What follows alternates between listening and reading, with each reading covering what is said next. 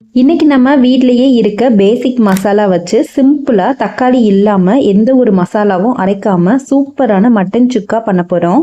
சுட சுட சாதத்து கூட பெரட்டி சாப்பிடவும், ரசம் நெய் சாதத்துக்கெல்லாம் சைடிஷா சாப்பிட டேஸ்டா இருக்கும். அதே மாதிரி இந்த ரெசிபி பண்றது ரொம்ப சிம்பிள். இதோட டேஸ்ட்டும் வேற லெவல்ல இருக்கும். கண்டிப்பா ட்ரை பண்ணுங்க. ஃபஸ்ட்டு கடாய் வச்சுக்கோங்க. நான் இன்றைக்கி மண் பாத்திரத்தில் பண்ண போகிறேன். உங்களுக்கு விருப்பமான கடாயில் 2 டேபிள் ஸ்பூன் அளவு சுத்தமான நல்லெண்ணெய் சேர்த்துக்கோங்க. இதில் மீடியம் சைஸில் நீட்டமாக கட் பண்ணின பெரிய வெங்காயம் சேர்த்துக்கோங்க. இந்த மட்டன் சுக்காவோட முக்கியமான டேஸ்ட்டு வெங்காயம் வதக்கிற பக்குவத்தில் தான் இருக்குது. நம்ம சேர்த்துருக்க வெங்காயத்தை நல்ல கோல்டன் ப்ரௌன் ஆகிற வரைக்கும் வறுத்துக்கணும். நான் எந்த ஸ்டேஜில் வர வரைக்கும் வறுக்கணும் அப்படின்றத காமிக்கிறேன். பாருங்க, இப்போ இது கண்ணாடி பக்குவத்தில் இருக்குது. அடுத்த ஸ்டேஜ் பார்த்தீங்களா, இது நல்ல கோல்டன் ப்ரௌனாக நல்ல ஃப்ரை ஆயிருச்சு. இந்த மாதிரி நல்ல கலர் சேஞ்ச் ஆகி வரணும். அப்போ தான் சுக்காவுக்கு டேஸ்ட் சூப்பராக இருக்கும். இந்த மாதிரி நல்லா வதக்கி விட்டுக்கோங்க வெங்காயத்தை.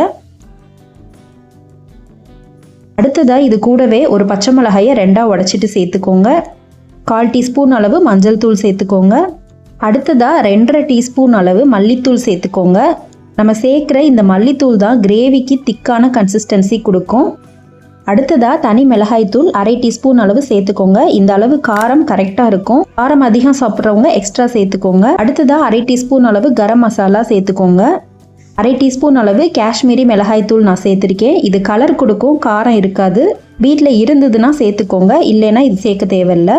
சேர்த்துருந்த மசாலாவை ஃபுல்லாக நல்லா கலந்து விட்டுக்கோங்க ட்ரையாக. மசாலா அடிப்பிடிக்காமல் லேசாக கலந்து விட்டதும் சுத்தம் பண்ணி வச்சுருக்க மட்டன் சேர்த்துக்கலாம். நான் இன்றைக்கி 1/2 கிலோ அளவு கொழுப்புள்ள மட்டன் தான் சேர்த்துருக்கேன்.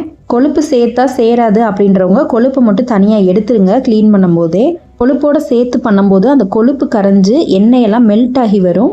அது சுக்காக்கு கூடுதல் டேஸ்ட் கொடுக்கும். மசாலா கூட மட்டனை லேசாக கலந்ததுக்கப்புறம் இது கூடவே 1/2 டீஸ்பூன் அளவு மட்டும் இஞ்சி பூண்டு பேஸ்ட் சேர்த்துட்டு 3 டேபிள் ஸ்பூன் அளவில் கெட்டியான தயிர் சேர்த்துட்டு தேவையான அளவு உப்பு சேர்த்துட்டு நல்லா கலந்து விட்டுக்கோங்க. தயிர் எதுக்காக சேர்க்குறோம்னா மட்டன் நல்லா சாஃப்டாக இருக்கும் சாப்பிட்றதுக்கு. மசாலாலாம் நல்லா கலந்து விட்டுக்கோங்க மட்டன் கூட. இப்போ மட்டன் வேகிறதுக்கு தேவையான அளவு தண்ணி சேர்த்துக்கலாம். நான் இதுக்கு 2 கப் அளவு தண்ணி சேர்த்துருக்கேன். 300 ml தண்ணி சேர்த்துருக்கேன். மட்டன் வேகும் போதும் மட்டன்ல இருந்தும் தண்ணி விட்டு வரும். குக்கர்லேயும் இதே மெத்தடில் சுக்கா பண்ணலாம். 1 கப் அளவு மட்டும் தண்ணி சேர்த்து பண்ணுங்க, கரெக்டாக இருக்கும். அதிக தண்ணி சேர்க்கக்கூடாது. மட்டன் வேகிறதுக்கு கண்டிப்பாக மூடி போட்டு வேக வச்சுக்கோங்க. ஸ்டவ்வை ஹை ஃப்ளேமில் வச்சு 20 மினிட்ஸ் வேக வச்சுக்கோங்க. இடையில ஓப்பன் பண்ணி அப்பப்போ கலந்து விட்டுக்கோங்க.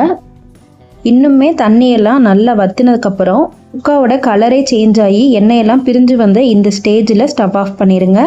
சுட சுட சாதத்து கூட இந்த மட்டன் சுக்காவை கொஞ்சம் வச்சு பெரட்டி சாப்பிட்டு பாருங்கள். டேஸ்ட்டு சூப்பராக இருக்கும். ட்ரை பண்ணி பார்த்துட்டு எப்படி இருந்துச்சுன்னு கமெண்ட்ஸில் சொல்லுங்கள் ஃப்ரெண்ட்ஸ்.